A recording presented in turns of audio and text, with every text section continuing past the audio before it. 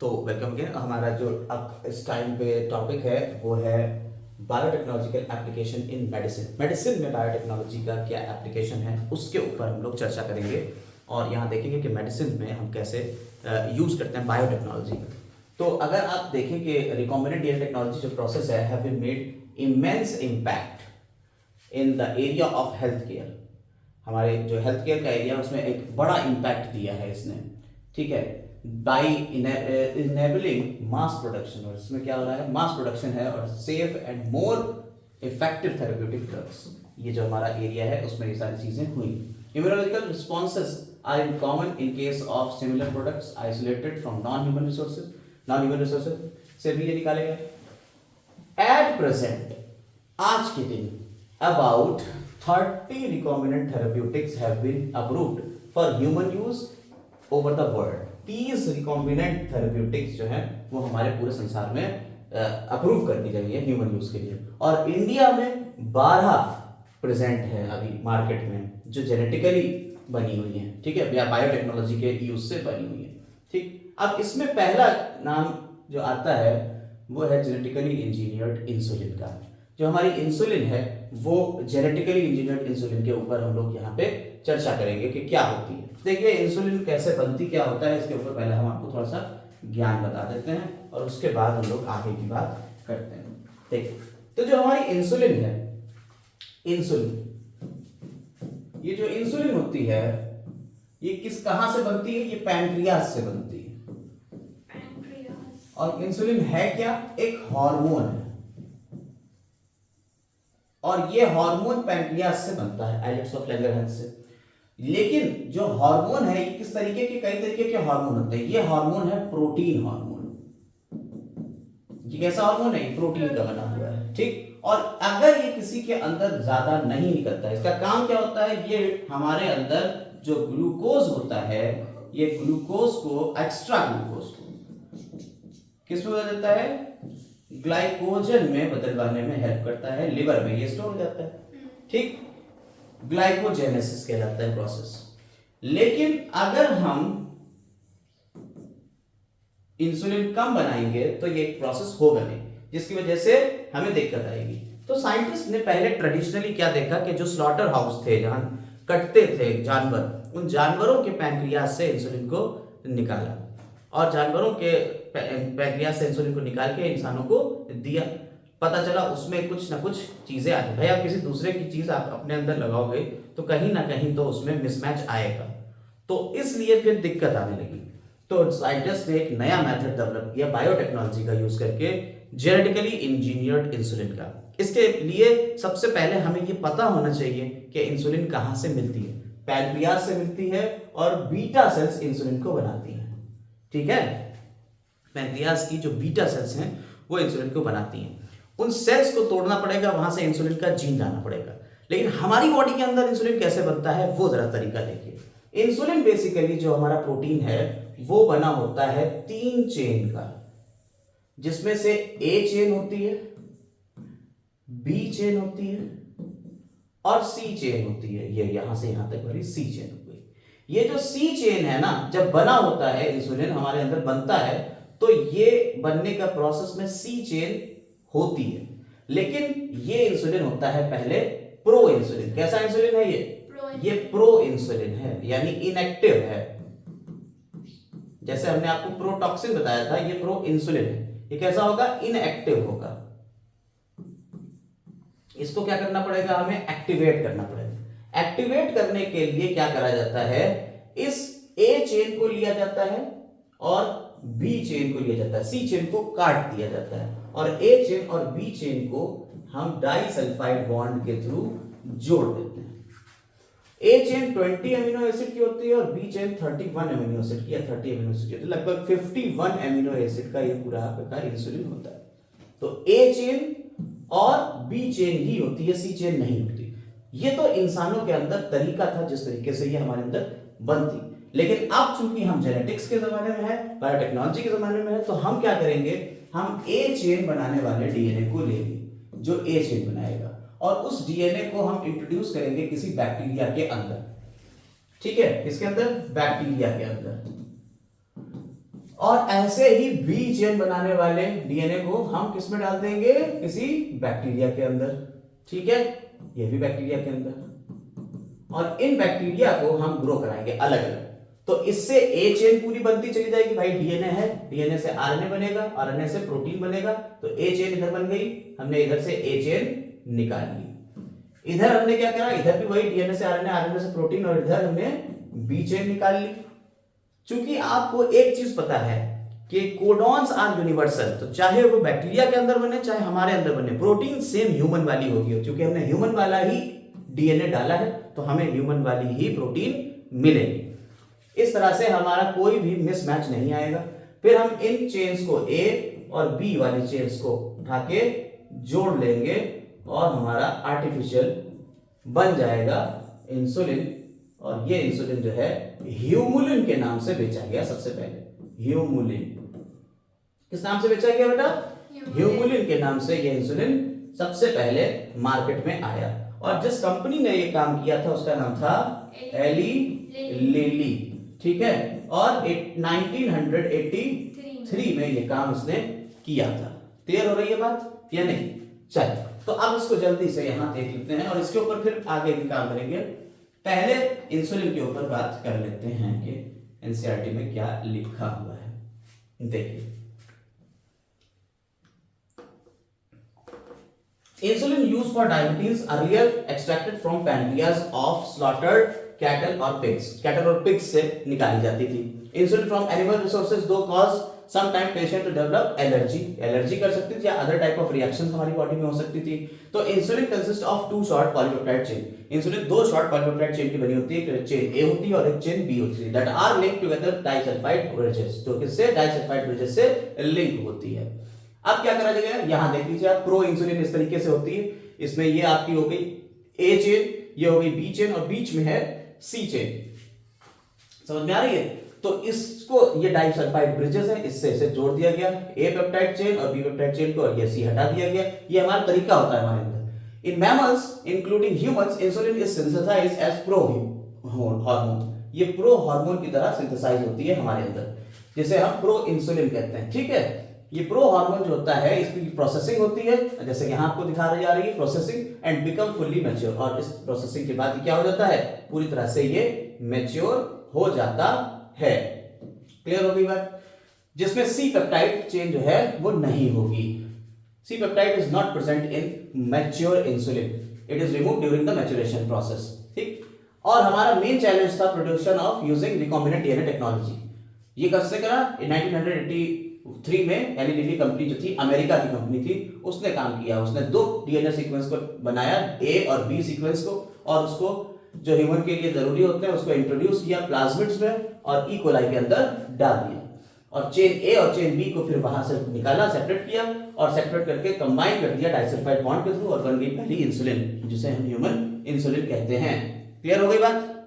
अब इसके अलावा दूसरा काम आता है जीन थेरेपी का। जीन थेरेपी क्या है? देखिए, जीन थेरेपी जो होती है यह भी एक तरीका है हमारे मेडिसिनल यूज में कि जीन थेरेपी कर लो।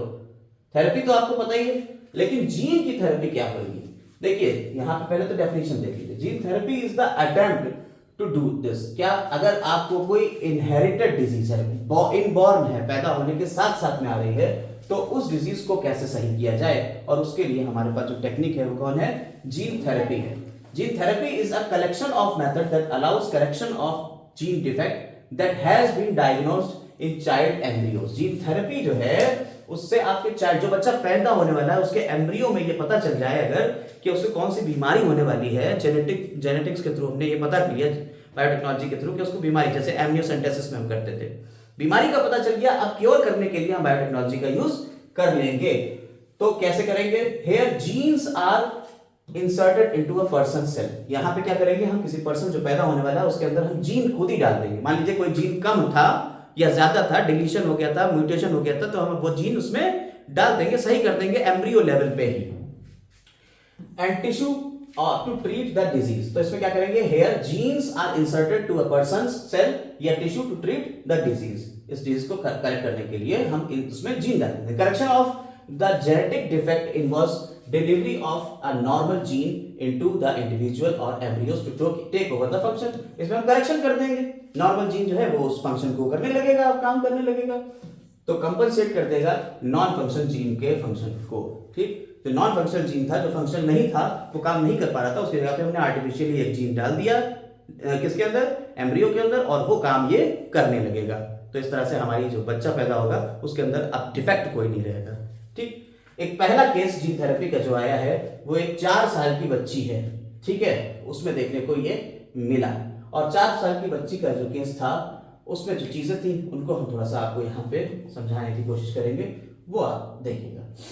कह रहे हैं first clinical gene therapy was given 1990। 4 साल की बच्ची थी जिसके अंदर कमी थी एडिनोसिन डीएमिनेज की, एडिनोसिन डीएमिनेज की इसके अंदर कमी देखी गई। और ये एंजाइम जो होता है, this enzyme is crucial for immune system to function, कि हमारे अंदर इम्यून सिस्टम अच्छे से काम करे उसके लिए ये एंजाइम का होना बॉडी में जरूरी होता है। और अगर ऐसा है तो the disorder is caused due to the deletion of gene for adenosine deaminase. और ये डिसऑर्डर इसलिए हो गया क्योंकि उसके अंदर इस जीन का डिलीशन हो गया था, म्यूटेशन में। ठीक है, in some children ADA deficiency can be cured by bone marrow transplantation। और कुछ में ये डिफिशियंसी कैसे क्योर करी गई, बोन मैरो ट्रांसप्लांटेशन में, बोन मैरो ट्रांसप्लांटेशन के थ्रू। यानी पहले क्या, किसी दूसरे का बोन मैरो, जो एक्टिव पर्सन है, हेल्दी पर्सन है, उसका बोन मैरो लिया और वो बोन मैरो इसके अंदर डाल दिया, जिससे उसके अंदर एडीए आ गया, और एडीए आ गया तो वो सही हो जाता था। ये पहले करा जाता था। भाई ये बड़ा लंबा प्रोसेस होता है बोन मैरो ट्रांसप्लांटेशन, इतना आसान नहीं है।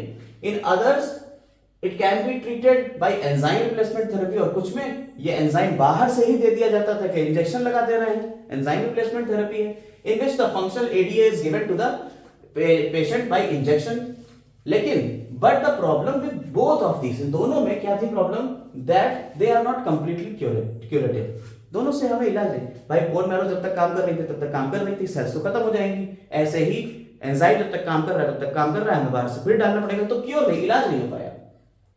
As first step towards gene therapy, lymphocytes, gene therapy का पहला स्टेप इसमें हमने कोशिश करी, lymphocytes from the blood of the patient, patient के ब्लड से हम क्या निकाल लें, lymphocytes, WBCs निकाल लें, are grown into culture outside, culture करें, बाहर की तरफ हम ग्रो करें, फिर क्या करें, और उसे फंक्शनल कंप्लीमेंट्री डीएनए डाल दें जो एडीए को बनाए। कंप्लीमेंट्री डीएनए डाल दिया रेट्रोवायरस के थ्रू उसके अंदर। भाई सेल्स के अंदर जो नॉन नेचुरल वेक्टर है वो कौन है, रेट्रोवायरस। प्लांट्स के लिए एग्रोबैक्टीरियम ट्यूमिफेसियंस। तो हमने रेट्रोवायरस का यूज किया और लिम्फोसाइट्स के अंदर कंप्लीमेंट्री डीएनए डाल दिया, किसका, फंक्शनल कंप्लीमेंट्री डीएनए डाला एडीए के लिए। ठीक, is then introduced into these lymphocytes which are subsequently return to the patient. और फिर ये जो लिम्फोसाइट्स थी इनको हम क्या करते हैं, पेशेंट के अंदर वापस से डाल दें। However, these cells are not immortal। क्योंकि आपको ये पता है कि हमारी सेल तो ठीक है, इम्यूनिटी उसमें आ गई, लेकिन वो सेल्स इमॉर्टल तो होती नहीं है, अमर तो है नहीं, वो तो खत्म ही हो जाना है एक दिन। फिर क्या होगा, the patient required periodic infusion. जैसे कि वहां एंजाइम लगातार उसे बार बार देना पड़ रहा था, ऐसे ही इसको ये अब लिम्फोसाइट्स भी बार बार सही कर करके डालना पड़ेगी। तो ये दिक्कत होगी। Such genetically engineered lymphocytes, however if the gene isolated from marrow cells, उसकी बोन मैरो से, किसी हेल्दी पर्सन के बोन मैरो से हम जीन को निकाल लें और उसको इंट्रोड्यूस करते हैं किसमें, cells at the early embryonic stage. Embryonic stage में अगर हम करते हैं तो it will be a permanent cure, इससे हमें परमानेंट इलाज मिल सकता है। चल, तो जीन थेरेपी में भी आपने देखा कि एडीए डिफिशियंसी के लिए कितने, 4 साल की लड़की थी, 1990 में हुआ था। 2 तरीके पुराने कर रहे थे, क्या थे, बोन मैरो ट्रांसप्लांटेशन और एंजाइम रिप्लेसमेंट थेरेपी, लेकिन दोनों के दोनों क्यूरेटिव नहीं थे। फिर क्या हुआ, फिर फंक्शनल एडीए को कंप्लीमेंट्री डीएनए लिया गया, उसको लिम्फोसाइट्स में डाला गया और लिम्फोसाइट्स को वापस किसी पेशेंट में डाल दिया गया। और यह भी प्योर तरीके से नहीं हो पाएगा क्योंकि लिम्फोसाइट्स अमर नहीं होती हैं, उनको लगातार हमें इन्फ्यूज कराना पड़ेगा, बार बार देना पड़ेगा। लेकिन अगर हम किसी बोन मैरो से हेल्दी जीन निकाल के और किसी एम्ब्रियो में जो एडीए डिफिशियंसी वाला एम्ब्रियो है उसके अंदर डालें तो ये परमानेंट क्योर हो सकती है। आते हैं मॉलिक्यूलर डायग्नोसिस के ऊपर। देखिए मॉलिक्यूलर डायग्नोसिस क्या होती है, जब आप कभी किसी बीमारी से परेशान होते हो तो डॉक्टर आपको टेस्ट लिख के देता है, और टेस्ट लिख के देता है तो क्या पता चलता है, उससे ये पता चल जाता है कि आपको वो बीमारी है या नहीं, यानी डायग्नोस्टिक्स कराते हैं, आप डायग्नोस कराते हैं उसको कि भाई है या नहीं। तो उसके लिए आप पुराने ट्रीटमेंट क्या कर रहे थे, आप पुराने तरीकों पे चल रहे थे, और जो पुराना तरीका था क्या, अर्ली डायग्नोसिस में the effective treatment for disease, early diagnostics and understanding is pathologically is very important. तो इसमें क्या होता है, यूजिंग कन्वेंशनल मेथड्स, जो कन्वेंशनल मेथड थे उसमें आप क्या करते थे, सीरम और यूरिन के एनालिसिस करते थे। कन्वेंशनल यानी पुराने तरीके में क्या करते हैं, आप सीरम के एनालिसिस करते हो, या किसी को ब्लड दे देते हो अपना, कहते हो भाई ब्लड टेस्ट करा लेना। यूरिन, किसी को यूरिन दे देते हो अपनी, कहते हो भैया खून की जांच और पेशाब की जांच करा लेना, ये काम कराते हैं। लेकिन ये पुराने ट्रेडिशनल मेथड थे। आज हमारे पास तो इससे अर्ली डिटेक्शन नहीं हो पाता था। क्यों नहीं हो पाता था? अर्ली डिटेक्शन का मतलब जल्दी से हम पता चल जाए। क्यों नहीं पता चल पाएगा भाई? आप किसी चीज को देखने के लिए उस चीज की कम से कम कुछ तो अमाउंट होना चाहिए। लेकिन आप मान लीजिए वायरस कम अमाउंट में है, वो डिटेक्ट ही नहीं हो पा रहा है उतना, तो जब तक वो ढेर सारा वायरस आपके अंदर फैल नहीं जाएगा, यानी पूरी डिजीज पूरी तरह से हो नहीं जाएगी, तब तक वो आपके लक्षण नहीं दिखाई देंगे। बहुत सारे लोगों को मलेरिया जो है वो हो जाता है, लेकिन वो टेस्ट में नहीं आता है। मलेरिया बाद में पता चलता है, दवा खाली बीमारी की, बुखार की चल रही होती है, बाद में पता चलता है कि साहब अब अचानक से प्लेटें बहुत कम हो गई, यानी प्लेटलेट्स कम हो गई। तो जो प्लेटें कम हो गई हैं उसके लिए दिक्कत आ जाती है फिर। तो इसलिए अर्ली डायग्नोसिस होना बहुत जरूरी है, जो सीरम और यूरिन से तो होना पॉसिबल नहीं, ट्रेडिशनल मेथड से तो होना पॉसिबल है। तब क्या करेंगे, तब हमारे पास आई बायोटेक्नोलॉजी की मदद।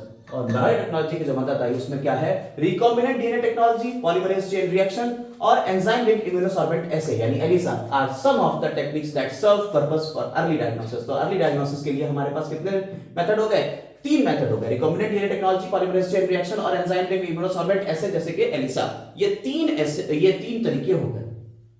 अब एक एक के बारे में यहां बात करेंगे। प्रेजेंस ऑफ पैथोजन यानी कि जो बैक्टीरिया है, वायरस है, इसकी प्रेजेंस को पता करने के लिए normally suspected when the pathogen was produced in a disease symptom. ये तभी पता चलेगा जब ये डिजीज सिम्पटम में होगा, by the time the concentration of pathogen is already very high, और तब इसकी कंसंट्रेशन बहुत ज्यादा हो चुकी होगी। जब बीमारी हो चुकी होगी तो बीमारी में तो कंसंट्रेशन पैथोजन की हो ही चुकी होगी ज्यादा।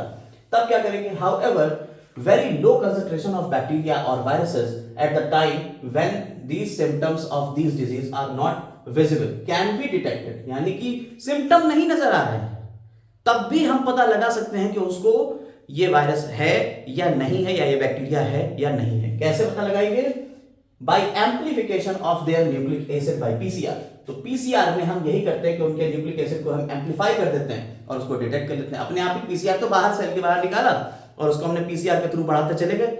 जब बढ़ाते चले गए तो पता चल जाएगा भाई ये किसका डीएनए था, बैक्टीरिया का था कि वायरस का था, पता चल जाएगा।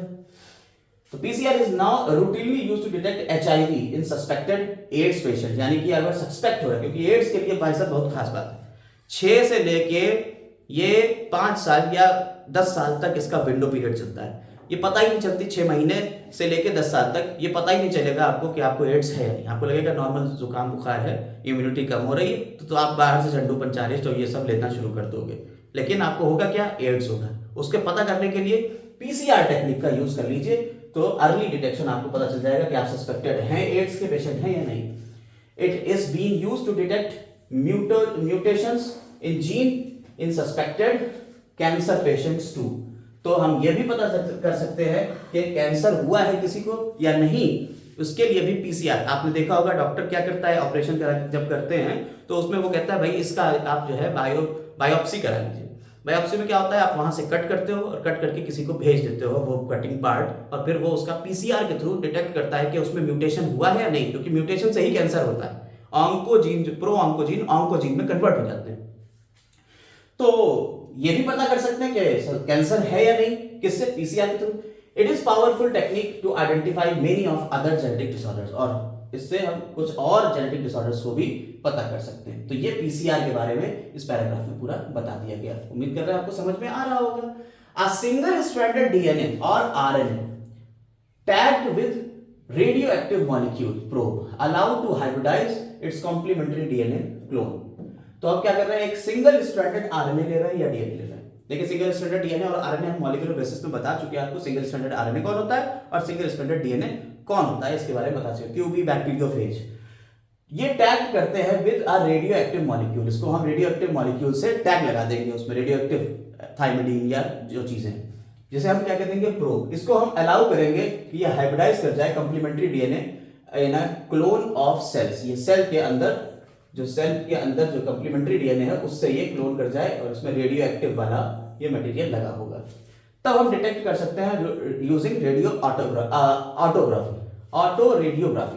ऑटो रेडियोग्राफी के थ्रू हम इसको डिटेक्ट कर सकते हैं। The clone having the mutated gene will hence not appear on the photographic film, जिसमें म्यूटेशन हो चुका होगा वो फोटोग्राफिक फिल्म के ऊपर नहीं आएगा, because the probe will not have complementary with the mutated gene. ठीक, तो क्लोन जो है वो क्लोन नहीं बनाएगा, म्यूटेशन नहीं हो पाएगा प्रोब का। तो इस तरह से हम क्या करेंगे, ये रिकॉम्बिनेंट डीएनए टेक्नोलॉजी है, क्योंकि रिकॉम्बिनेशन हो गया यहाँ पे, यहाँ हमने रेडियो एक्टिव मटेरियल को अपने नॉर्मल जीन के साथ में रिकॉम्बाइन कर दिया। तो ये रिकॉम्बिनेंट डीएनए टेक्नोलॉजी के थ्रू भी हम म्यूटेशन को डिटेक्ट कर सकते हैं, ठीक है, और पता कर सकते हैं। इसके अलावा एलिसा जो होता है ये भी, यानी एंजाइम लिंक्ड इम्यूनोसॉर्बेंट एसे जो है ये भी बेस करता है प्रिंसिपल के ऊपर, किसके ऊपर, एंटीजन एंटीबॉडी इंटरेक्शन, यानी कि आपका जो एंटीबॉडी है वो किसी एंटीजन से लिंक करती है और ये किसी एंटीजन को, ये एंटीजन यहां आ जाएगा उससे लिंक करेगी। तो एंटीजन एंटीबॉडी इंटरेक्शन के थ्रू यहां ये काम चल रहा है। किसमें, एलिसा का प्रिंसिपल किसके ऊपर बेस करता है, एंटीजन एंटीबॉडी इंटरेक्शन के ऊपर, और ये डिटेक्ट कर देता है प्रेजेंस ऑफ एंटीजन्स जैसे प्रोटीन, ग्लाइकोप्रोटीन्स, ये सारे एंटीजन को डिटेक्ट कर लेगा by the detecting antibodies synthesis against the pathogen, क्योंकि एंटीबॉडीज हमारे पैथोजन के अगेंस्ट में बनेंगी। तो ये हमारे तीनों तरीके हो गए किसके, मॉलिक्यूलर डायग्नोसिस के। कौन से तीन तरीके थे, रिकॉम्बिनेंट डीएनए टेक्नोलॉजी, पीसीआर और एलाइजा। एलाइजा किसके ऊपर बेस करता है, ये एलाइजा एंटीजन एंटीबॉडी के इंटरेक्शन के प्रिंसिपल के ऊपर बेस करता है। आते हैं ट्रांसजेनिक एनिमल्स। कौन से एनिमल्स ऐसे हैं जिन्हें हम ट्रांसजेनिक एनिमल कह रहे हैं और क्यों ही इन्हें बनाया जा रहा है, फालतू के काम क्यों कराए जा रहे हैं ये बायोटेक्नोलॉजी में। तो देखिए ट्रांसजेनिक एनिमल्स के लिए पहले हम बाद में बात करेंगे, पहले हम बात कर लेते हैं यहाँ पे कुछ क्वेश्चंस जो अब तक हम लोगों ने पढ़ा उसके ऊपर। देखिए बायोटेक्नोलॉजी एप्लीकेशन इन मेडिसिन। पहला, correction of genetic defect involves delivery of normal gene into the individual or embryo to take over the function of and compensate for normal functioning of gene is called, इसे क्या कहते हैं, gene therapy कह देंगे, ठीक है, इसे क्या कह देंगे हम, जीन थेरेपी कह देंगे, क्योंकि अभी आप अगर एनसीईआरटी में इसकी डेफिनेशन देखें तो यही है कि आपने किसी नॉर्मल जीन को इंट्रोड्यूस कर दिया कि जो खराब जीन था उसके फंक्शन को टेक ओवर कर लेगा। अगला, mutation of pro insulin to take, maturation of pro insulin into takes place after. Pro insulin से इंसुलिन कब बनती है, मैच्योर कब होती है, जब उसके अंदर से सी वाला पार्ट हट जाता है, तो रिमूवल ऑफ सी पेप्टाइड। अगला, recombinant therapeutics develop curing human disease are, कितनी हमारे अभी तक डेवलप हो चुकी हैं, 30 तो पूरी दुनिया में यूज बन चुकी हैं, और अगर इंडिया की बात आती है तो इंडिया में 12 है, तो इसका आंसर 30 जाएगा। ADA deficiency results in, ADA deficiency से क्या होता है, ये अपने इम्यून सिस्टम को सही से नहीं बना पाती है, यानी inability to of immune system to function normally, ठीक है। अगला देखिए, some of the steps involve in production of humulin. Humulin क्या है, अभी मैंने आपको बताया, ह्यूमन इंसुलिन को ही हम ह्यूमुलिन कह रहे हैं, जो पहली बार बनाई थी। सबसे पहले आप क्या करते हो, सबसे पहले आप जीन को निकालते हो, ठीक है, क्या बनाओगे, सबसे पहला काम क्या करोगे आप, सबसे पहले प्यूरिफिकेशन ऑफ ह्यूमुलिन, नहीं, हाँ, अरे नहीं, सबसे पहले वो करेंगे ना synthesis of insulin gene artificially. सबसे पहले आप जीन को बनाओगे, फिर उस जीन को इंट्रोड्यूस करोगे किसके अंदर, ई कोलाई के अंदर, insulin gene into plasmid, plasmid में डालोगे पहले, हाँ। फिर प्लाज्मिड किस में डालेगा, introduction of recombinant E plasmid coli में, ई कोलाई, फिर क्या करोगे, फिर कल्चरिंग कल्चर करोगे इसे बायोरिएक्टर में, फिर उसके बाद एक्सट्रैक्शन ऑफ एक्सट्रैक्ट कर दोगे, ई कोलाई, ठीक है, हां जी, फिर उसके बाद क्या करोगे, प्यूरिफिकेशन ऑफ ह्यूमुलिन करेंगे, purification of answer is B, ठीक है, छठा स्टेप ये हो गया, तो आंसर क्या जाएगा, बी, ठीक, हां जी, क्लियर हो गई बात, जी, चलिए ये स्टेप्स याद रखिएगा, एनसीईआरटी के डायरेक्ट स्टेप्स हैं। आगे एंड नॉर्मल जीन इज हाँ, abnormal gene is replaced by normal gene is called gene therapy. Abnormal gene को हम नॉर्मल जीन से रिप्लेस कर देते हैं। Production of biotechnology is all of the above. देखिए बायोटेक्नोलॉजी से ह्यूमुलिन मिल्क बनी, बायो फर्टिलाइजर बने थे, बायो फर्टिलाइजर बने और ट्रांसजेनिक क्रॉप भी, ये भी बनी। तो ऑल ऑफ द अबव सब कुछ बना। अब आते हैं ट्रांसजेनिक एनिमल्स के ऊपर, और इसके लिए हमें पढ़ना पड़ेगा आगे एनसीईआरटी में। चलिए देखिए ट्रांसजेनिक एनिमल्स क्या होते हैं। ट्रांसजेनिक एनिमल्स जो होते हैं, animals that have had their DNA manipulated to possess an expression an extra gene is known as transgenic animals. इससे जिसके अंदर तुम्हारे फॉरेन जीन हो और वो अपने फॉरेन जीन को एक्सप्रेस भी करे, उन्हें हम क्या कहते हैं, ट्रांसजेनिक एनिमल्स। यानी आपने कोई एनिमल लिया, उसके जीन, उसमें कोई फायदे के जीन, अपने फायदे के जीन डाल दिए और वो जीन उसके अंदर एक्सप्रेस भी हो रहे हैं, यानी उससे प्रोटीन भी आपको मिल रहा है। ऐसे ऐसे एनिमल्स क्या कहलाएंगे, ट्रांसजेनिक एनिमल्स कहेंगे। और अब तक हम लोगों ने बहुत सारे ट्रांसजेनिक एनिमल्स बनाए हैं, जैसे कि ट्रांसजेनिक रैट्स बनाई है, रैबिट बनाया है, पिग बनाया है, शीप बनाया है, काउ बनाया है, फिश बनाया है, ये सारी चीजें हैं। लेकिन over 95% existing transgenic animals are mice. 95% तो सारे के सारे चूहे ही हैं। ठीक है, आइए देखिए इसके पीछे का reason. Let us try explore some of the reasons. क्या क्या रीजन है ट्रांसजेनिक एनिमल बनाने के।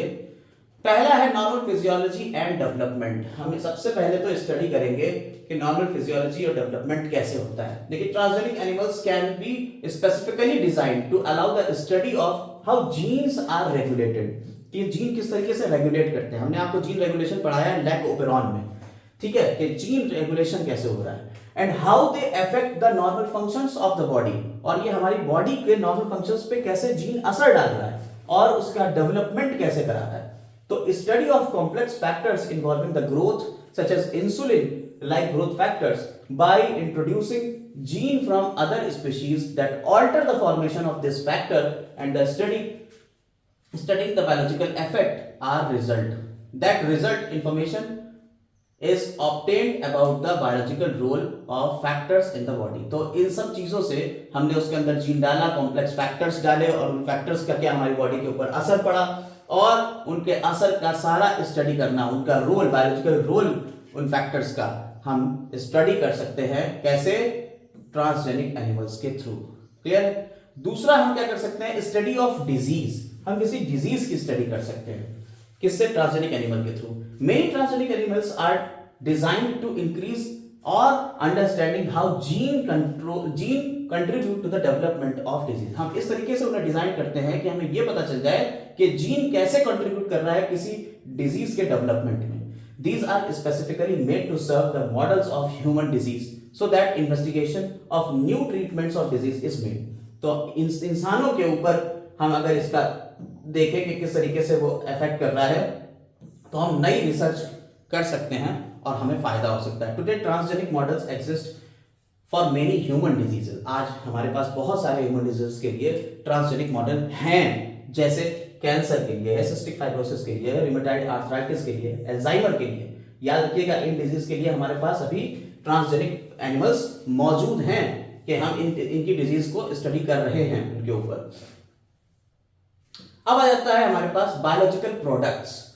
हम ट्रांसजेनिक एनिमल का यूज क्यों कर रहे हैं? बायोलॉजिकल प्रोडक्ट लेने के लिए, और इसमें आगे रोजी के नाम आने वाला है। Medicine required to treat certain human diseases. आपको पता है कि आप मेडिसिन लेते हो डिजीज को सही करने के लिए, आप दवाएं खाते हो और इसे कंट्रोल करा जा सकता है बायोलॉजिकल प्रोडक्ट्स के थ्रू भी। और ये मेडिसिन जो है ये क्या है? बायोलॉजिकल प्रोडक्ट ही तो है। तो हम अगर एनिमल के अंदर ही ये मेडिसिन बनाने लगे तो कितना फायदा हो जाएगा। But such products are often expensive to make, और उनको बनाना बड़ा मुश्किल होता है। तो ट्रांसजेनिक एनिमल्स जो है वो एक तरीका बनाया गया that produce useful biological products can be created by the introducing of the portion of DNA or gene which codes for the particular product such as human protein alpha 1 antitrypsin। ये हमने इस तरीके से ट्रांसजेनिक एनिमल्स को बनाया कि उनके अंदर हम डीएनए डाल दें और डीएनए से हमारा वो प्रोडक्ट मिल जाए। जैसे हमारा ह्यूमन प्रोटीन है अल्फा एंटीट्रिप्सिन, जिसका यूज किया जाता है टू ट्रीट एम्फाइसीमा को ट्रीट करने के लिए। Similar attempts are being made for treatment of phenylketonuria के लिए भी करे गए, सिस्टिक फाइब्रोसिस को भी रोकने के लिए ऐसे प्रोटीन बनाए जा रहे हैं। इन 1997 द फर्स्ट ट्रांसजेनिक काउ, पहली ट्रांसजेनिक काउ कौन सी थी? रोजी इंट्रोड्यूस करी गई। प्रोड्यूस जो ह्यूमन प्रोटीन को प्रोड्यूस करती थी, जो इनरिच्ड मिल्क था उसमें 2.4 ग्राम पर लीटर इसमें ह्यूमन प्रोटीन इनरिच्ड मिल्क भी आने लगा। इसको इस तरीके से डिजाइन किया गया कि उसके दूध में ह्यूमन प्रोटीन के मात्रा कितनी बढ़ जाए? 2.4 ग्राम पर लीटर के हिसाब से बढ़ने लगी। The milk contained human alpha lactalbumin, और उसके प्रोटीन का नाम क्या था? ह्यूमन अल्फा लैक्टोएल्बुमिन ये था। Was nutritionally a more balanced product for human babies than natural cow milk, यानी कि जो नेचुरल काउ मिल्क था उससे ज्यादा अच्छा हमारा ये वाला मिल्क हो गया, जिसमें 2.4 ग्राम ज्यादा अमाउंट था अल्फा लैक्टोएल्बुमिन का। अब ये तो बात हो गई किसकी? बायोलॉजिकल प्रोडक्ट्स की। तो अब तक हमने बात करी कि ट्रांसजेनिक एनिमल क्यों बनाए गए हैं। तो पहली बात तो ये थी कि नॉर्मल फिजियोलॉजी और डेवलपमेंट के लिए बनाए गए हैं, स्टडी ऑफ डिजीज के लिए बनाए गए हैं, बायोलॉजिकल प्रोडक्ट्स के लिए बनाए गए हैं, और तीसरा और चौथा पॉइंट जो है, चौथा और पांचवा पॉइंट जो है वो ये है कि वैक्सीन सेफ्टी और केमिकल सेफ्टी टेस्टिंग दोनों लगभग एक से ही। जैसे ट्रांसजेनिक माइस की बात करी जाती है, चूहे जो हैं are being developed for the use of testing safety vaccine. आपने वैक्सीन तो बना ली, जैसे आपने कोरोना की टेस्टिंग इतनी नहीं करी, लेकिन आप जो पोलियो ड्रॉप है वो भी तो एक वैक्सीन है, ओरल वैक्सीन, उसकी टेस्टिंग हुई। तो पहले चूहों के ऊपर टेस्टिंग होती है before they are used to humans. इंसानों तक पहुंचने से पहले पहले चूहों पे टेस्टिंग होती है। तो transgenic mice are being used to test the safety of the polio vaccine. Polio vaccine की सेफ्टी के लिए ट्रांसजेनिक माइस बनाए गए थे। अगर सक्सेसफुल उसमें हो गए, यानी चूहों के ऊपर कोई बुरा असर नहीं पड़ा, तो फाउंड टू बी रिलायबल, कि हाँ इसके ऊपर भरोसा किया जा सकता है, तब इसे रिप्लेस किया जाता है use of monkeys to test the safety. तब हम बंदरों के ऊपर इसे टेस्ट करते हैं, और फिर फाइनली हमारे ये पहुंचती है इंसानों के ऊपर, यानी पहले चूहों पे, फिर बंदरों पे, अलग अलग चीजों पे इसको टेस्ट करके तब इंसानों तक पहुंचाया जाता है। केमिकल सेफ्टी टेस्टिंग भी बिल्कुल वैसे ही है कि टॉक्सिसिटी और सेफ्टी टेस्टिंग के लिए हमें इसको टेस्ट करना पड़ेगा। भाई कोई केमिकल हमने बनाया है कि कहीं वो नुकसानदेह तो नहीं, टॉक्सिक तो नहीं है, सेफ है इंसान के लिए, तो उसको हमें ट्रांसजेनिक एनिमल्स के ऊपर डालना पड़ेगा। तो ड्रग्स की टॉक्सिसिटी और टेस्टिंग के लिए transgenic animals are made carrying gene which make them more sensitive to toxic substance. उनके अंदर ऐसे जीन डाले गए जो बहुत ज्यादा सेंसिटिव बना देते थे उनको उन टॉक्सिक केमिकल्स के लिए। देन नॉन ट्रांसजेनिक एनिमल्स, जो नॉर्मल एनिमल्स थे, उनसे they are then expose to toxic substances, और तब उसको टॉक्सिक सब्सटेंस दिया जाता था। द इफेक्ट और उसके इफेक्ट को स्टडी किया जा सकता है। Toxicity testing is in such animals will allow us to obtain result in less time, और इस तरह से हम कम समय में टॉक्सिसिटी का टेस्ट देख लेते थे। भाई चूहा कम दिन के लिए जिंदा रहता है, उसकी लाइफ स्पैन कम है, तो उसके ऊपर टेस्ट देख लो करके, ठीक है। अब लास्ट टॉपिक इसका आ जाता है इथिकल इशू। इथिकल इशू यानी नैतिक मुद्दे जो है। देखिए आपने इतना सब काम किया है तो कुछ नैतिकता तो होना चाहिए ना आपके अंदर। अगर आपके अंदर नैतिकता ही नहीं रहेगी तो दिक्कत हो जाएगी। आप बायोटेक्नोलॉजी का कहीं भी यूज कर सकते हो, अच्छे और बुरे दोनों तरीके के यूज हो सकते थे। तो आते देखें कुछ चोर भी इसके पीछे आए और क्या क्या काम कर गए। Manipulation of living organisms by the human race can not go any further without regulation.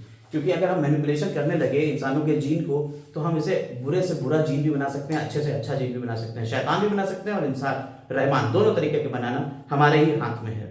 तो इसलिए वो रेगुलेशन लगाना जरूरी था। Some ethical standards are required to evaluate the morality of human activities के जो मोरल काम कर रहे हैं, सही नैतिक काम है या नहीं, तो उसको इवेल्युएट करने के लिए अलग अलग तरीके अपनाए गए, स्टैंडर्ड रिक्वायरमेंट हुई। And might help the human living organisms. Going beyond morality of such issues, the biological significance of such thing is also important. Biological significance भी तो होना चाहिए कि भाई कोई वजह है तुम ये काम कर रहे हो। तुम कोई भी काम किसी भी चीज में रिसर्च करते हो, कोई वजह तो होगी। तो genetic modification of an organism can have unpredictable results when such organisms are introduced into ecosystem। तो हमें पता नहीं कि इनके क्या रिजल्ट निकलेंगे जब हम इकोसिस्टम में ऐसी ऑर्गेनिज्म इंट्रोड्यूस करेंगे। अनप्रेडिक्टेबल, प्रेडिक्ट नहीं कर सकते उसको। Therefore Indian government has set up organisation such as GEAC। तो इंडियन गवर्नमेंट ने एक ऑर्गेनाइजेशन बनाई जिसका नाम था जेनेटिक इंजीनियरिंग अप्रूवल कमेटी। यानी कि आपको कोई भी टेस्ट करना था, कोई भी रिसर्च करना थी, तो आप पहले उस कमेटी के पास जाएंगे, गवर्नमेंट के पास, और उसे लिख के देंगे कि साहब हमें इस काम के लिए आप अप्रूवल दे दीजिए, हम टेस्ट कर सके। अगर ऐसा नहीं कर रहा है, बिना अप्रूवल के काम कर रहे हैं, छापे मारे गए और उसके बाद आपको जेल तक हो सकती है। तो इसलिए ये कमेटी बनी which will make the decisions regarding the validity of genetically modified research। वो डिसीजन लेगी कि हाँ ये वैलिड काम कर रहे हो या नहीं कर रहे हो, and the safety of introducing genetically modified organisms for public services। और जो तुम ये काम करोगे और इसे पब्लिक में डालोगे तो क्या वो सेफ रहेगा या नहीं, उसका पूरा काम ये कमेटी करेगी। तो पूछ लिया जा सकता है कि GEAC की फुल फॉर्म क्या है, तो जेनेटिकली इंजीनियरिंग अप्रूवल कमेटी। काम क्या है, ये वैलिडिटी को चेक करेगी और हमारी सेफ्टी को चेक करेगी कि जब हम उसे अपनी सोसाइटी में डालेंगे तो क्या ये सेफ रहेगी। The modification use of living organisms for public services as food and medicine sources, for example, has also created problems with patients generated for the same patents। तो अब इसमें पेटेंट की भी बात आने लगी कि पेटेंट, जब आपने फूड बनाया, बाकी सारी चीजें बनाई हैं अच्छी, तब उसको पेटेंट भी कराना पड़ेगा। आपने बनाया और कोई दूसरा लेके चला गया, ठीक है, यूट्यूब पर हम बनाए वीडियो और आप उसे अपने चैनल पर डाल दें साहब, तो पेटेंट होना चाहिए, इसका कॉपीराइट लग जाएगा। This is growing public anger, और इससे public anger, there is growing public anger that certain companies, ये पब्लिक जो है वो नाराज है, जनता माफ नहीं करेगी, ठीक है। तो पब्लिक नाराज है कि इसके लिए कि there are certain companies that are being granted patents for products and technologies that make use of the genetic materials। जैसे हमारे यहाँ से चीजें जो थी उनका यूज कोई दूसरी कंपनी अपने नाम पे पेटेंट करा ले रही है। मटीरियल्स हो गए, प्लांट्स हो गए, अदर बायोलॉजिकल रिसोर्सेज हो गए that have long been identified, developed and used by farmers and indigenous people of specific region या country। यानी कि वहां के रहने वाले लोग पुराने कई सालों से उसका यूज कर रहे हैं, इंडिजिनस लोग हैं वहां के रहने वाले, और उसको कोई दूसरी कंपनी आती है कहती है नहीं साहब ये मेरे नाम पे पेटेंट हो गया है, अब इसे आप नहीं कर सकते, आप इसकी खेती नहीं कर सकते। इसके ऊपर यहाँ पे कुछ नाम और कुछ काम आते हैं, आइए देख लेते हैं उनको। जैसे इंडिया के ही कुछ एग्जाम्पल यहाँ दिए गए हैं कि बेवकूफ़ी में बहुत सारे काम हो गए। पहले rice is an important food grain। Rice जो है एक important food grain है, the presence of which goes back thousands of years in Asian agricultural history। India, Asia के एग्रीकल्चर हिस्ट्री में इसके बहुत सारे बातें मिलती हैं, और ये पता चलता है there are estimated 2 lakh variety of rice in India. India में ही राइस की कई वैरायटी है, 2 लाख वैरायटी इंडिया में ही है। The diversity of rice in India is one of the richest in world. पूरे वर्ल्ड में सबसे ज्यादा है डाइवर्सिटी राइस की। Basmati rice is distinct from this unique aroma and flavor। Basmati rice जो था उसका एरोमा अच्छा था और उसका फ्लेवर यानी उसकी खुशबू बहुत अच्छी आती थी, उसका फ्लेवर बहुत अच्छा था, और 27 डॉक्यूमेंटेड वैरायटीज बासमती राइस की इंडिया में ग्रो करी जाती थी। और there is reference to basmati in ancient texts. और भाई साहब हमारे पुराणों में भी तो इसकी बात करी गई है, एंशिएंट टेक्स्ट्स में भी है, फोक, ठीक है, एंड पोएट्री, और लोग इसे कथाओं में और गीतों में सुनाया करते थे बासमती राइस के बारे में। और साहब आपने 1997 में अमेरिका की कंपनी ने पेटेंट ले लिया बासमती राइस के ऊपर, ये तो भाई गलत बात है। और पेटेंट देने वाले कौन थे? US patent and trademark office से मिल गया इन्हें patent. This allowed the company to sell new variety of basmati.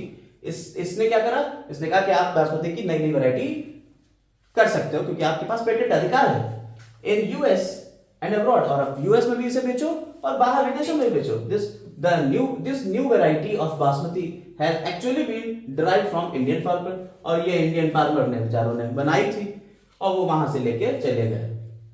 Indian basmati was crossed with semi डॉग variety and claimed as invention और नोवेलिटी। और कहने लगे साहब इंडियन बासमती की किसी सेमी ड्रॉप वैरायटी से, मैक्सिमम सेमी ड्रॉप वैरायटी से या किसी भी सेमी ड्रॉप वैरायटी से क्रॉस कराया और कह रहे साहब मैंने इन्वेंट किया ये काम। कैसे हो सकता है साहब? ये जनता माफ नहीं करेगी। The patent extend to functional equivalence implying that the people selling basmati rice could be restricted by the patent। तो अब कोई दूसरा आदमी बासमती राइस को बेच नहीं सकता है। Several attempts had also been patent uses products and processes based on Indian traditional herbal medicines। बहुत सारे और भी चीजें करी गई, जैसे टर्मरिक, हल्दी के और नीम के यूज। भाई हल्दी और नीम का यूज तो आपको पता ही है, देसी लोग बताते ही रहते हैं कि हल्दी लगाओ, हल्दी का दूध पी लो, नीम के पानी से नहा लो, नीम के पत्ते जो है वो उसको लगा लो। तो ये सारी चीजें तो पहले से ही हो रही थी, लेकिन कोई दूसरी कंपनीज आके इसको अपने नाम पे पेटेंट करा लेती है कि इससे हमें ये फायदा है, मेडिसिन में ये फायदा है, और सिर्फ वही कंपनी इसको बेच सकती है, ऐसा वो कहती थी। फिर क्या हुआ? इसी चीज को हम क्या कहते हैं? चोरी करना कहते हैं। किसकी? जैव चोरी, यानी बायोपायरेसी।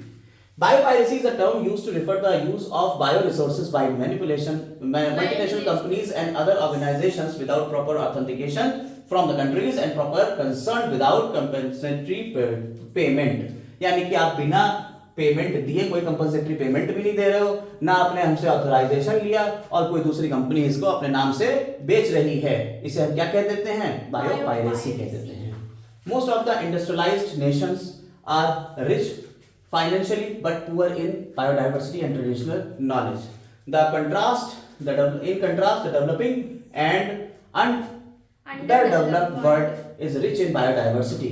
देखिए जो इंडस्ट्रीज हैं, नेशंस हैं जो डेवलप हो चुके हैं, उनमें तो इतनी नहीं है जैव विविधता, लेकिन जो हमारे डेवलपिंग है और अंडर डेवलप है उसमें बायोडाइवर्सिटी बहुत ज्यादा होती है, और ट्रेडिशनल नॉलेज भी उनको ज्यादा होती है बायो रिसोर्सेज की।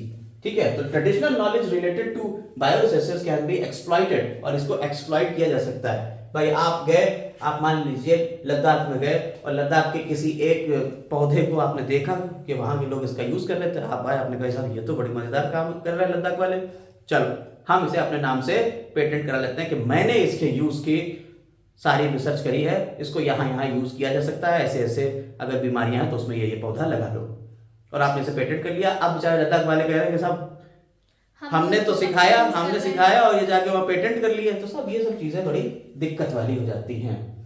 तो फिर क्या होगा? There has been growing realisation of the injustice. तो इनजस्टिस हो गया, इनएडिक्वेट कंपनसेशन हो गया, यानी कि कह रहे चलो ये हमारे साथ में इनजस्टिस था तो हमने कहा तुम्हें लो, अच्छा तुम इससे कुछ पैसे ले लो। कह रहे ना साहब, इनएडिक्वेट कंपनसेशन दे रहे हो तुम, इतना हमारे लिए है ही नहीं, इसके लिए तो लाखों करोड़ों लोग देते हैं, आपसे हमें हजारों में निपटा दे रहे हो। Benefit share between the developed and developing countries, therefore some traditionals are developing laws to prevent such authorised exploitation, और इसके ऊपर लॉज बने, ठीक है, कानून बन गए कि उनके बायो रिसोर्सेज को और ट्रेडिशनल नॉलेज को इस तरीके से आप नहीं बेच सकते हो कि आपने कहा साहब हासिल सर से सीखा और कहीं दूसरी जगह बेची आए।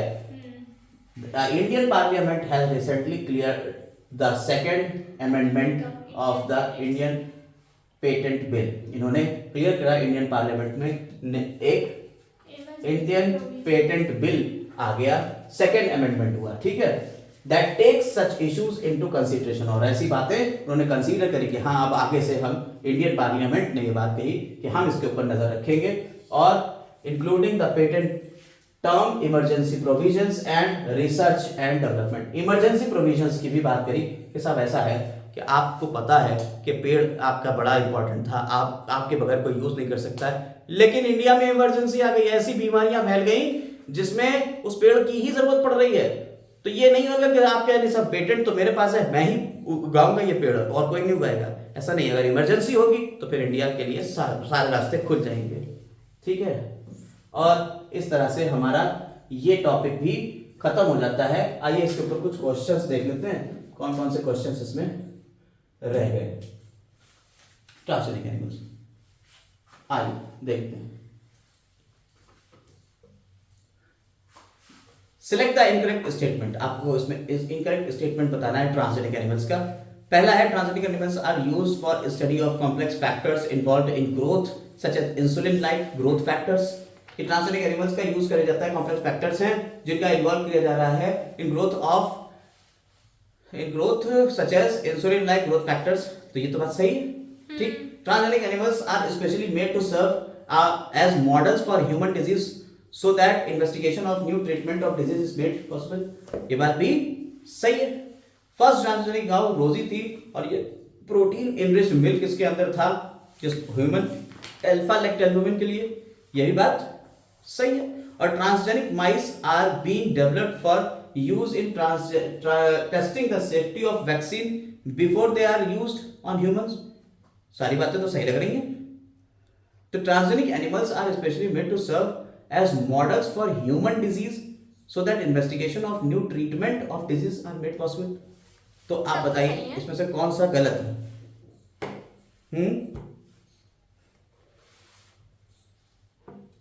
बताइए कौन सा गलत है?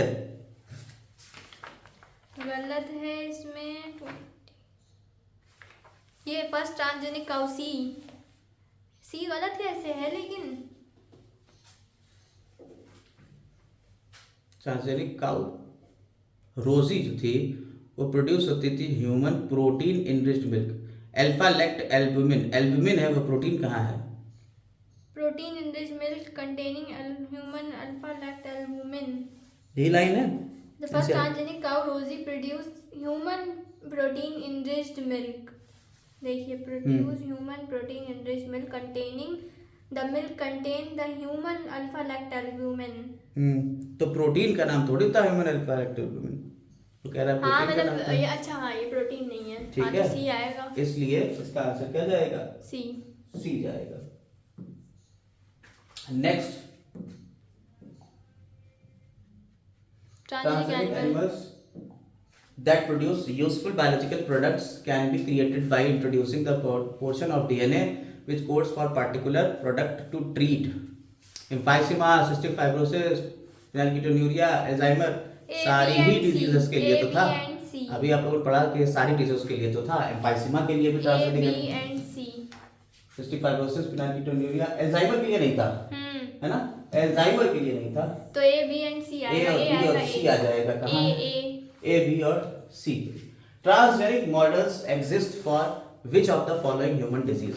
कौन सी डिजीज के लिए ट्रांसजेनिक मॉडल अभी हमारे पास हैं बने हुए? ए बी सी और डी के कैंसर के लिए भी है, रूमेटॉइड आर्थराइटिस के लिए भी है और अल्जाइमर के लिए, एम्फाइसीमा के लिए नहीं है, ठीक है। ये हो गया, ये हो गया और ये हो गया। एनसीईआरटी की लाइन है, याद रखिएगा। ऑप्शन कौन सा जाएगा? ए सी और डी। ए सी डी है क्या इसमें? अरे A B C D cystic fibrosis के लिए भी है, भी तो है। अच्छा सिस्टिक फाइब्रोसिस के लिए भी हो, तो A B C D. Answer is B. Answer क्या हो गया? बी हो गया, ठीक। चलो अगला, रीड द फॉलोइंग स्टेटमेंट। ये आपको पेटेंट के ऊपर, बायो पेटेंट के ऊपर भी क्वेश्चन है। 1997 में अमेरिका की कंपनी थी, उसे बासमती राइस के ऊपर पेटेंट मिल गया था यूएस ट्रेडमार्क से। जी हाँ, बिल्कुल सही बात है। There are estimated 50,000 variety of rice India alone. 50,000 थी कि 2 लाख थी? 50,000। 50,000 कहाँ थी? 20 लाख, हाँ 2 लाख वैरायटीज थी। 20 लाख थी ना? 2 lakh, sorry 2 lakh. First clinical gene therapy was given 1990। ये बात सही है। जीन थेरेपी एली लिली ने 1983 में करा था काम। ये सही है। इसमें कितने सही हैं? 3 सही है आपके। हाँ जी, है ना? कितने सही हैं? 3 सही। इनकरेक्ट स्टेटमेंट बताने और तो इनकरेक्ट स्टेटमेंट कितना है? एक ही इनकरेक्ट स्टेटमेंट, ठीक। अगला, transgenic plants are developed by. Correction हुआ इस क्वेश्चन में। ट्रांसजेनिक प्लांट्स जो है वो डेवलप किया गया। Transgenic plants are developed by introducing foreign gene, introduction gene mutation, deleting certain chromosome parts या stopping splendid formation। Foreign gene को introduce करेंगे भाई, इसमें बाहर से ही तो जीन डालते हैं तभी तो बनते हैं ट्रांसजेनिक प्लांट्स। अगला, first transgenic plant release for commercial use. कौन सा था पहला ट्रांसजेनिक प्लांट? BD cotton. आपको बता दिया गया था कॉटन के ऊपर, BT cotton. Transgenic animals are those which have, transgenic animal वो है जिनमें होता है foreign DNA in some of its cell, in all its cells, सारी सेल्स में ट्रांसजेनिक एनिमल में हर सेल के अंदर होगा ना। हाँ जी, तो बी आएगा। The plant expressing a gene from another organism is transgenic. किसी दूसरे ऑर्गेनिज्म के जीन को अपने अंदर एक्सप्रेस करेगा तो उसे तो ट्रांसजेनिक कहेंगे सर। हाँ जी। ठीक है, एथिकल इशू के ऊपर आ जाइए 4-5 क्वेश्चन। बायोपायरेसी। तो ये पूरा इन्होंने डेफिनेशन दे दी है किसकी, पहला क्वेश्चन में डेफिनेशन दी है बायोपायरेसी की। ठीक है, how many documented variety basmati rice की इंडिया के अंदर 2 लाख 2 लाख होती हैं, है ना। यस। देख लीजिए, नहीं 27 ही तो 27 डॉक्यूमेंटेड वैरायटीज, वैरायटी की बात करी जा रही है। राइस की है 2 लाख और बासमती की 27 वैरायटी। Select the correct statement. Correct statement क्या है? GEAC take issues to consideration including patent term, emergency provisions, research. ये तो पार्लियामेंट्री बिल था ना, उसमें ये सारी चीजें थी। इंडियन पार्लियामेंट है recently clear, statement is C. Indian parliament ने रिसेंटली ये बिल दिया to make consideration the validity of, भाई ये काम इंडियन पार्लियामेंट का था और इंडियन पार्लियामेट 36 ये तो दोनों एक दूसरे के उल्टे बता दिए। सी आंसर है। Transgenic models exist for many human disease such as cystic fibrosis, Alzheimer, cancer, rheumatoid arthritis. तो ये बात सही है, और अब तो हो नहीं सकता, तो सी जाएगा इसका answer. Sir incorrect statement, incorrect statement क्या थे? For the effective treatment of disease early diagnosis and understanding is physiologically is very important. Over 95% of existing, सारी करेक्ट है, सारे के सारे करेक्ट हैं। हाँ जी। इनकरेक्ट कोई भी नहीं है। नहीं।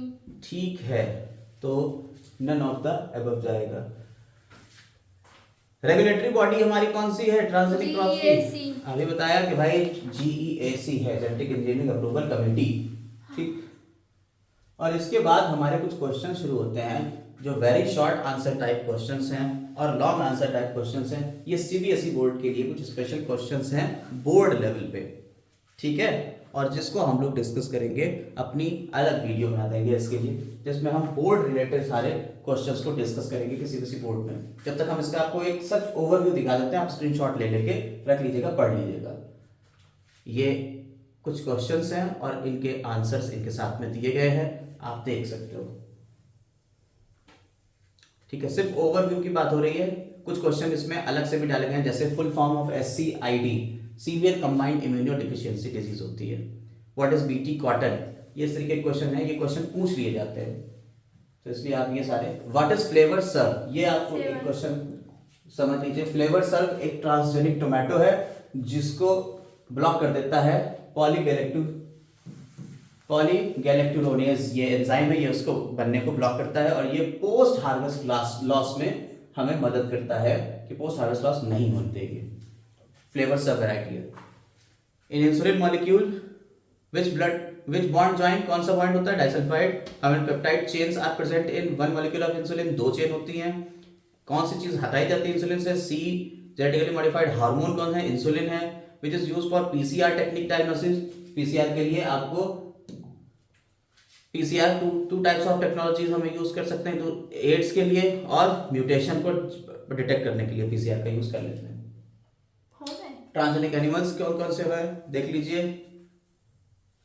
रोजी was the first transgenic cow हो गई। हाँ, ये शॉर्ट आंसर टाइप क्वेश्चंस हैं, ये आपके 1-1, 2-2 नंबर में क्वेश्चन पूछ लिए जाते हैं, और इसी तरीके से इसके आंसर आपको देना है। हाउ पेटेंट कैसे दिया जाता है? Patent is given to the for production of new products, for inventions और फॉर मॉडिफिकेशन एंड इम्प्रूवमेंट। ठीक है, मैनिपुलेशन को क्या कह देते हैं? बायोपायरेसी कह देते हैं। एप्लीकेशन बेस्ड कुछ क्वेश्चंस आ जाते हैं यहाँ पे, कहते हैं compare and contrast the advantage and disadvantage of genetically modified crops. तो एडवांटेज और डिसएडवांटेज आपको यहाँ पे दिख गई हैं, आप कर लीजिएगा इसको यहीं से ही। ठीक है, मैं ये कर देता हूँ, स्क्रीनशॉट्स आप लेते रहिए। Highlight any 4 advantage of genetically modified organisms. Why are genetic animals are so called? Explain the role of transgenic animals in vaccine safety, bio products, biological products which help in example each. तो ये आपको सारे दिए हुए हैं answers के साथ में, आप उसके स्क्रीनशॉट्स ले लीजिएगा। Why do toxic insecticidal proteins secreted by Bacillus thuringiensis kill the insect not bacteria? कह रहे हैं जो टॉक्सिक बनता है प्रोटीन वो बैक्टीरिया को किल कर देता है, बैक्टीरिया को नहीं किल करता है और इंसेक्ट को किल कर देता है। क्यों? तो ये सारी बातें आपको पता हो। Give the scientific name of soil bacterium which produces crystal. कौन सा होता है? Cry bacillus thuringiensis। Name the gene responsible for making BT cotton plants. Resistant to bollworm attack. तो कॉटन बॉलवर्म्स के बचने के लिए फर्स्ट एसी और क्राई, सेकंड एबी जीन होता है। कैसे करता है ये बता दिया। Name the pest that destroy the cotton bollworm. ये देखिए बीटी के ऊपर बहुत क्वेश्चन आते हैं, तो ये आपको ध्यान देना है और करना है क्वेश्चन। क्राई प्रोटीन क्या होता है, इसके ऊपर आपको क्वेश्चन करना है, स्क्रीनशॉट ले लीजिएगा। नेमेटोड स्पेसिफिक क्या है, इसके ऊपर भी क्वेश्चन आएगा। ठीक है, ये इस तरीके के क्वेश्चंस आ जाते हैं। यहाँ पे एक दो चीजें और भी हैं, बस उनको हम थोड़ा सा ध्यान दे लेना चाहते हैं। ये क्वेश्चन आ गया, स्क्रीनशॉट ले लीजिएगा इसका भी। जीन थेरेपी और जीन क्लोनिंग में डिफरेंस, डायरेक्ट आ गया, आप कैसे करेंगे जीन थेरेपी और जीन क्लोनिंग में डिफरेंस, तो ये भी क्वेश्चन है, आप कर लीजिएगा। How does a transgenic organism differ from rest, तो ये कैसे है। रोजी के क्या बात थी उसमें, एली लिली ने कैसे बनाई थी इंसुलिन, ये सब क्वेश्चंस हैं। ठीक है, और इनके आंसर्स भी आपको दिए होंगे। मॉलिक्यूलर डायग्नोस्टिक टेक्निक कौन कौन सी हैं। Mention the cause and body system affected by ADA deficiency, ये पूरा आपको बता दिया। Write the function of adenosine deaminase enzyme, बता दिया है आपको। इंसुलिन और प्रो इंसुलिन में क्या डिफरेंस है, ये भी आपको बता दिया गया है, और आप इसे कर लीजिएगा। ठीक है,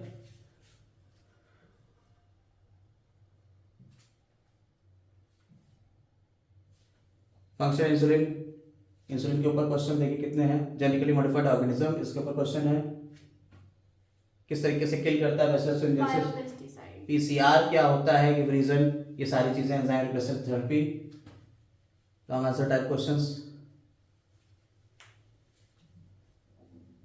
हॉट्स, हॉट्स में एक क्वेश्चन आएगा,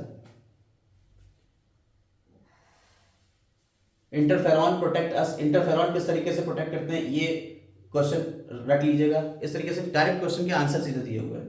सोमैटोट्रोपिन क्या है, ये आपको एससीजी वाला हो गया, ह्यूमन कोरियोनिक गोनाडोट्रोपिन।